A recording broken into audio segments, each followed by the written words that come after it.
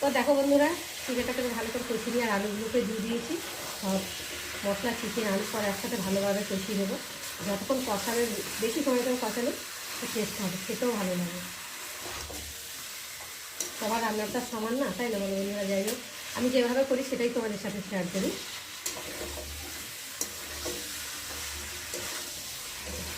এবার ভালোভাবে মশলার সাথে আলু চিকেনটাকে কষিয়ে নিলাম। নেওয়ার পরে ঢাকা দিয়ে আমি চিকেনটাকে কষিয়ে নেব। নিয়ে ভালো করে কষিয়ে নিয়ে তারপরে জল দিয়ে দেবো। দিয়ে ভালো করে একটু ফুটিয়ে তারপরে আমি মিট মশলা দেবো। আমি চিকেনে মিট মশলা দিই।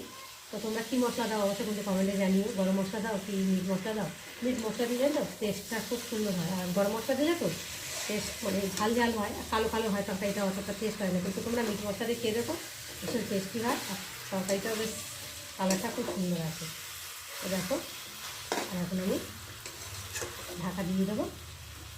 ফুটিয়ে নিয়ে একটু চিনি দেবো, একটু মিট মশলা দিয়ে তারপর আমি নামিয়ে নেবো। চলো বন্ধুরা, তোমাদের সঙ্গে আবার দেখা হবে।